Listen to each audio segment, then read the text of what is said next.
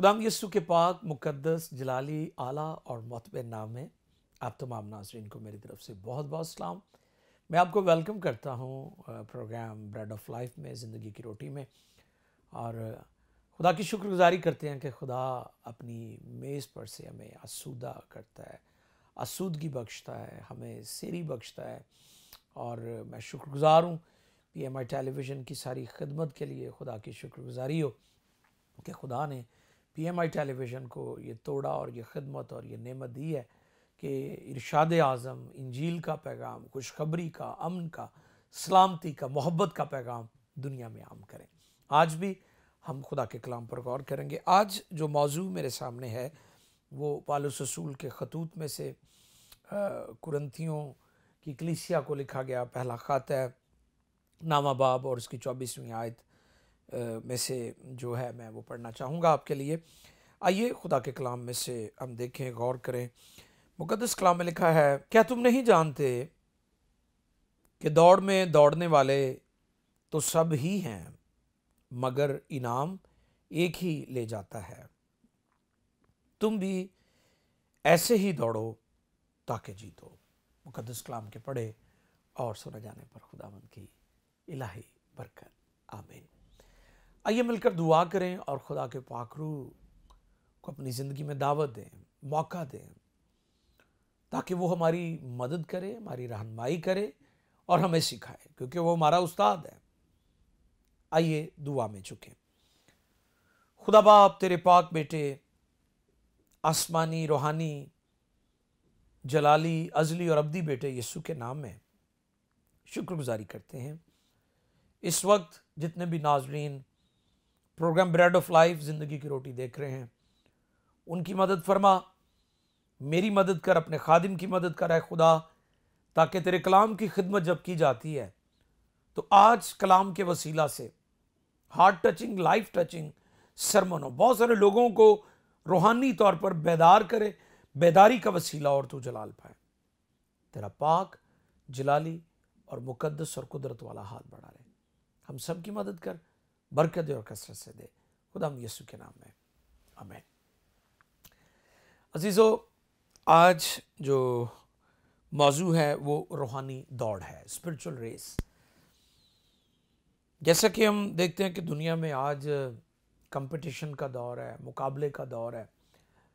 जब भी रूहानी दौड़ की बात आती है, स्पिरिचुअल रेस की बात की जाती है, तो एक ख़ास बात जो मैं तमाम लोगों को, अपने सुनने वालों को, कलीसियाओं को ये सिखाता हूँ कि हमारा मुकाबला आपस में नहीं है, हमारी लड़ाई आपस में नहीं है।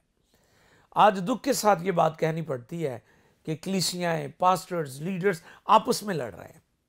उन्होंने एक दूसरे के साथ मुकाबलेबाजी शुरू कर दी है। जी नहीं, हमें ऐसा नहीं करना, नहीं करना, बिल्कुल भी ऐसा नहीं करना। मैं आज आपकी तवज्जो बड़े ख़ास मौजू की तरफ दिलवाना चाहता हूँ। मैं चाहता हूँ कि आप इस मौजू पर ज़रा ध्यान से सुने कि हमारी जो दौड़ है, हमारी जो रेस है, वो रूहानी है, स्पिरिचुअल रेस है, जिस्मानी नहीं है। हम दुनिया में जिस तरह लोग एक दूसरे का मुकाबला करते हैं, एक दूसरे को पीछे फेंकना चाहते हैं, गिराना चाहते हैं और आगे बढ़ना चाहते हैं, किसी को गिराकर आगे बढ़ जाते हैं, रूहानी दौड़ ऐसे नहीं है। तो ये बड़ी ख़ास बात है। पौलुस रसूल का ये जो इंजीली बयान है जो कुरिन्थियों की कलीसिया को उन्होंने लिखा पहले ख़त में, क्या तुम नहीं जानते, इसके पीछे बड़ी ख़ास बात है। क्या तुम नहीं जानते, इससे मुराद वो जानते थे। वो जो दौड़ है, जो एथलेटिक्स कंपटीशन होते हैं, मुकाबले होते हैं, जो एथलीट्स होते हैं, जो दौड़ने वाले, उसमें हिस्सा लेने वाले होते हैं, वो उनके बारे में जानते थे। इसलिए पौलुस रसूल रिमाइंडर के तौर पर, याद दहानी के तौर पर ये बात, ये मैसेज उनको दे रहे हैं, क्या तुम नहीं जानते। इसकी क्या वजह है? इसकी वजह यह है कि पौलुस रसूल ने वहां पर उनके दरमियान 1.5 साल मिनिस्ट्री की थी, खिदमत की थी, उनको तालीम दी थी। अमाल 18वें बाब की पहली आयत से 11वीं आयत तक जब आप पढ़ें तो वहां पर लिखा है कि पौलुस जो है अथीने में आया। ये वही शहर है, ये वही इलाका है, यूनान का ये शहर है जिसे हम बहुत सारी जो मशहूर गेम्स हैं उसके नाम से भी उसे लोग जानते हैं, जिसे एथेंस कहते हैं।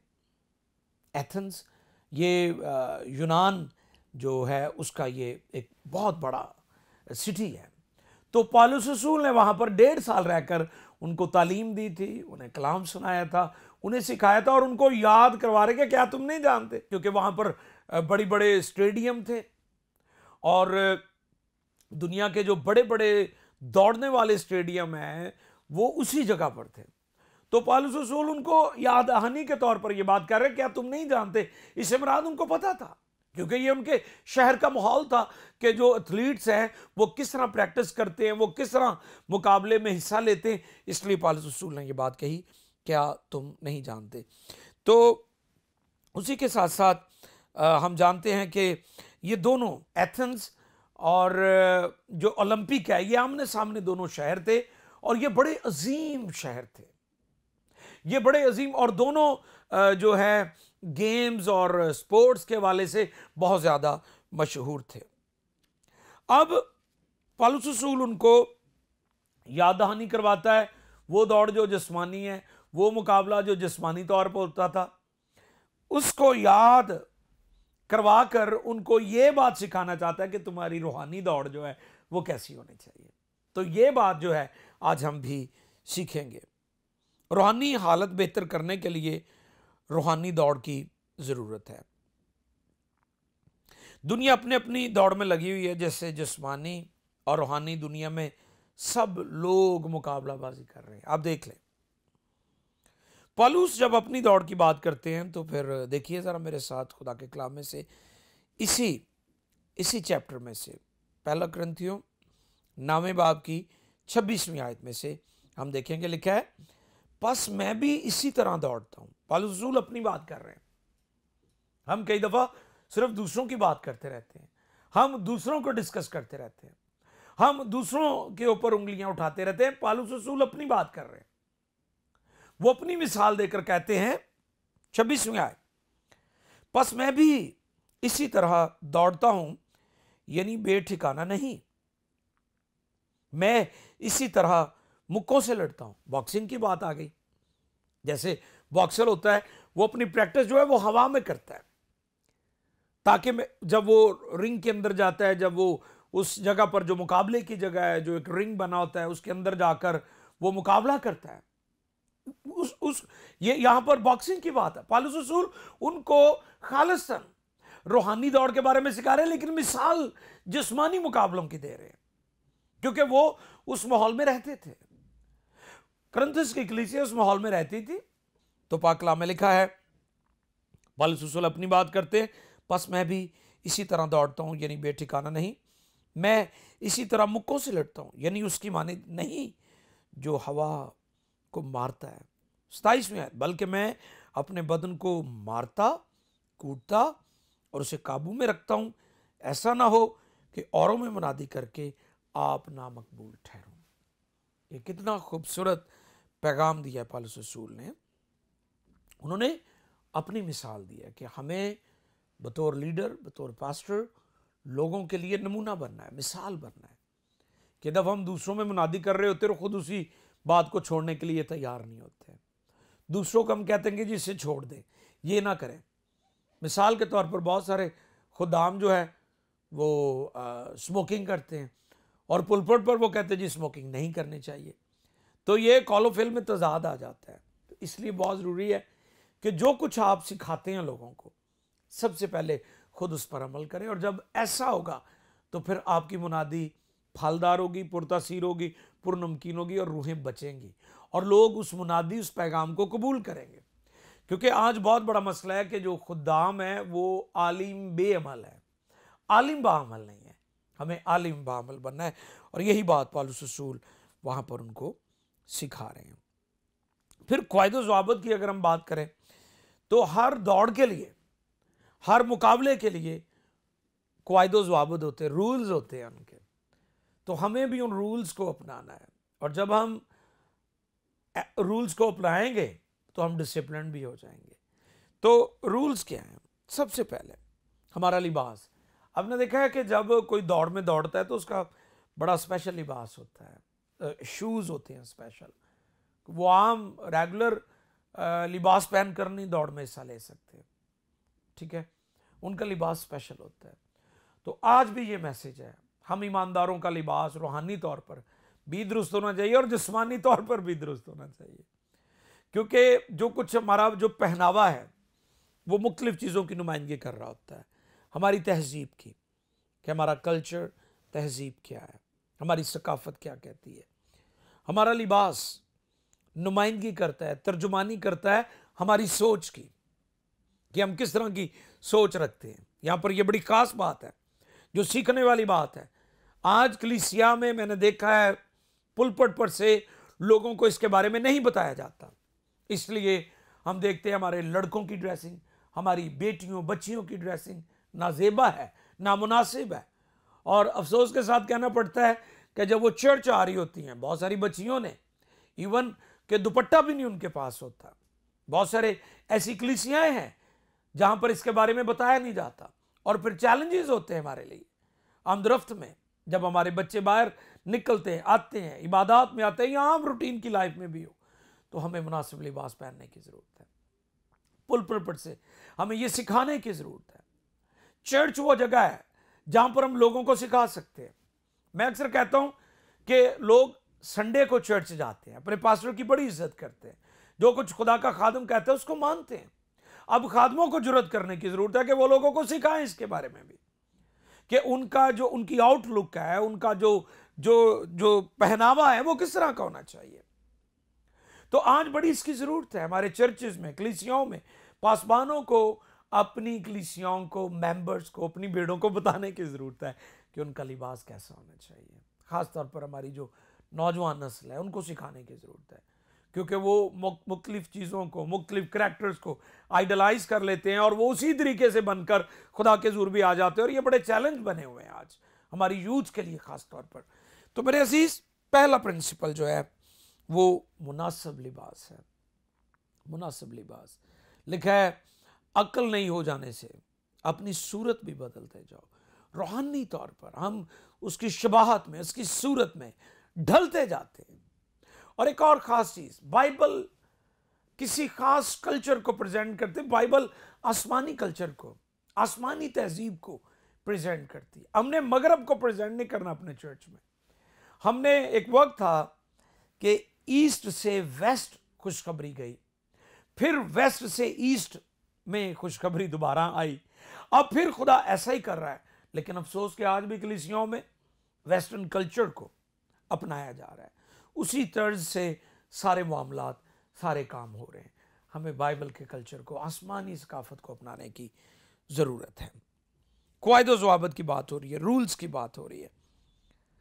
आपका लिबास बहुत ज़रूरी है। फिर कह रहा हूँ, आपके जहन का आकाश होता है, आपके कल्चर, आपकी कौम, इवन आपके रूहानी म्यार को भी ये चीज़ें पेश करती है कि आप किस किस्म के रूहानी ईमानदार हैं और किस किस्म का रूहानी म्यार आपकी ज़िंदगी में पाया जाता है। तो इसलिए इस मौजू पर जब हम बात सीख रहे हैं, ये डिसिप्लिन की बात हो रही है, क्योंकि जब तक आप डिसिप्लिन नहीं होंगे आप रूहानी तौर पर दौड़ नहीं सकते। दाऊद के बारे में मैं बता रहा था कि जब दाऊद को वो लिबास, जो फौजी लिबास था, वो बड़ा हैवी था, वो पहनाया गया तो दाऊद चल नहीं सकता था। उसने चलने की कोशिश की कि जाती जूलियत का मुकाबला करने के लिए वो लिबास पहन कर जाए, तो लेकिन वो चलता था, उससे चला नहीं जाता था। इसलिए नहीं चला जा रहा था कि उसकी शायद टांगों में कुव्वत नहीं थी, कमज़ोर थी टांगें, नहीं, टांगों में ताकत पूरी थी, लिबास अपना नहीं था। आज बहुत सारे ईमानदारों ने ऐसा गेटअप बनाया हुआ है जो मुनासिब ही नहीं है, जो गैर है, जो दुरुस्त नहीं है। हम जिस खुदा के तर्जुमान हैं, जिस खुदा की हम मुनादी करते हैं, हमें इस बात को ज़हन में रखना है कि उसके कलाम की तालीम क्या है। हम सब के लिए बाइबल मुकद्दस मोतबर है। हमारे पास नबियों का वो कलाम है जो सबसे ज़्यादा मोतबर है। दुनिया के किसी भी दानश्वर की बातों से सबसे ज़्यादा मोतबर खुदा का कलाम है। तो इसलिए पहला प्रिंसिपल, पहला असूल, रूल जो है वो आपका लिबास जो है वो मुनासिब होना चाहिए। इसके लिए हवाला नोट कर ले, कुलुस्सियों 3 बाब की 12वीं आयत से आप पढ़ सकते हैं। और फिर इसी तरह जिस्मानी दौड़ में आपने देखा है कि एक स्टार्टिंग पॉइंट होता है और एक फिनिशिंग पॉइंट होता है। स्टार्टिंग पॉइंट वो है जहां सब खिलाड़ी खड़े हो जाते हैं अपनी अपनी लेन में, और अपनी अपनी लेन में वो खड़े होकर रेफरी, अंपायर, जो भी उस रेस को मॉनिटरिंग कर रहा है, उसकी जो विसल होती है उसका इंतजार करते हैं। जैसे ही स्टार्टिंग पॉइंट से वो विसल सुनते हैं कि उसने विसल कर दी, वो दौड़ना शुरू कर देते हैं। अब यह है स्टार्टिंग पॉइंट। जिस्मानी दौड़ में एक स्टार्टिंग पॉइंट होता है, एक फिनिशिंग पॉइंट होता है। अब जो मुकाबला में हिस्सा लेने वाले लोग हैं, जब वो स्टार्टिंग पॉइंट से दौड़ते हैं तो उनका जो टारगेट, उनकी मंजिल जो है वो फिनिशिंग पॉइंट है, जहां पर दौड़ खत्म होती है। तो मेरे अजीज, आज ये असूल आप सीख लें कि बेशुमार लोगों ने रूहानी दौड़ शुरू तो की है। शुरू कहां से हुई थी? जब आपने तौबा की थी, जब आपने पानी का बपतिस्मा लिया, जब हौज में आप उतरे या किसी नहर में उतरे या किसी ज्यादा पानी में उतर कर पानी का बपतिस्मा जब आपको दिया गया, उस वक्त विसल हो गई थी कि आपकी रूहानी दौड़ शुरू हो गई है। अब आपका मुकाबला शुरू है। और जैसे पैगाम के कलाम को शुरू करने से पहले मैंने एक बात सिखाई थी कि हमारा मुकाबला आपस में नहीं है। हम एक दूसरे का सत्यानाश ना करें, हम एक दूसरे की बुराइयां और मुखालफत ना करें।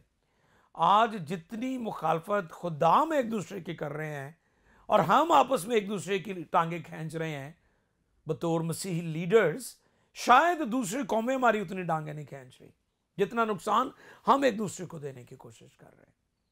ठीक है, तो आज ये बात सीखें और समझें और सब लोग इस बात को कबूल करें कि हमारा मुकाबला शैतान के साथ है, इब्लीस के साथ है, बदरुओं के साथ है, बीमारियों के साथ है, लानतों के साथ है, गुर्बत के साथ है, ठीक है, जहालत के साथ है। हमने कुचलना है उसे। मुकाबला हमारा इब्लीस और उसकी ताकतों और कुव्वतों के साथ है, हमारा आपस में मुकाबला नहीं है। तो आज जब हम सीख रहे हैं स्पिरिचुअल रेस के बारे में, रूहानी दौड़ के बारे में, तो कितना जरूरी है मेरे अजीज कि हम स्टार्टिंग पॉइंट तो हमने किया है, जहां से हमारा आगाज था, स्टार्ट तो हमने कर दिया, लेकिन हम फिनिशिंग जो पॉइंट है वहां तक नहीं पहुंचे। इब्लीस कोशिश करेगा कि आप अपनी जो दौड़ है उससे नजर हटा ले, आप अपने निशान से नजर हटा ले, और जैसे पौलुस रसूल कहते हैं कि मैं अपने निशान की तरफ दौड़ा हुआ जाता हूं। मेरे सामने गोल है, मेरे सामने एक टारगेट है, मेरे सामने एक निशान है, और मैं उस निशान की तरफ दौड़ा हुआ जाता हूं, उस निशान की तरफ। तो अगर आप अपनी तवज्जो इधर उधर कर लेंगे तो आप रास्ते में गिर जाएंगे। तो इसलिए फोकस ऑन योर डेस्टिनेशन, अपनी मंजिल की तरफ, फिनिशिंग पॉइंट की तरफ, जहां पर एक और सिटी बजेगी कि यह शख्स जीत गया है। और फिनिशिंग पॉइंट क्या है, इसके बारे में अगर आप मेरे साथ खुदा के कलाम में से देखें, आइए देखते हैं मुकद्दस कलाम में से। तीमुथियुस को लिखा गया पौलुस रसूल का दूसरा खत है और उसका चौथा बाब है और उसकी 6 आयते मुकद्दसा। आइए फिनिशिंग पॉइंट मैं आपके साथ शेयर करना चाहता हूं। मुकद्दस कलाम में लिखा है, क्योंकि मैं अब कुर्बान हो रहा हूं और मेरे कूच का वक्त आ पहुंचा है। मैं अच्छी कुश्ती लड़ चुका, मैंने दौड़ को खत्म कर लिया। हालेलुया। मैंने ईमान को महफूज रखा। आइंदा के लिए मेरे वास्ते रासबाजी का वो ताज रखा हुआ है जो आदिल मुंसिफ यानी खुदावंद मुझे उस दिन देगा, और सिर्फ मुझे ही नहीं बल्कि उन सबको जो उसके ज़हूर के आरज़ूमंद है। 6 आयत, क्योंकि अब मैं कुर्बान हो रहा हूं और मेरे कूच का वक्त आ पहुंचा। मैं अच्छी कुश्ती लड़ चुका, मैंने दौड़ को खत्म कर लिया। Finishing point. जब आप जमीन पर आपकी आखिरी सांसें होती हैं, आखिरी वक्त होता है, वो आपका फिनिशिंग पॉइंट है। जैसे कलाम में लिखा है, जान देने तक भी वफादार रहें। आखिरी सांस तक आपने वफादार रहना है। ये दौड़ ऐसी है, इसका जो फिनिशिंग पॉइंट है वो आखिरी लम्हात है इस दुनिया में, जमीन पर। क्योंकि हम जानते हैं कि जमीन हमारा घर नहीं है, जमीन हमारी आखिरी मंजिल नहीं है। क्योंकि आज बेशुमार लोग जमीन को ही अपना सब कुछ समझ रहे हैं।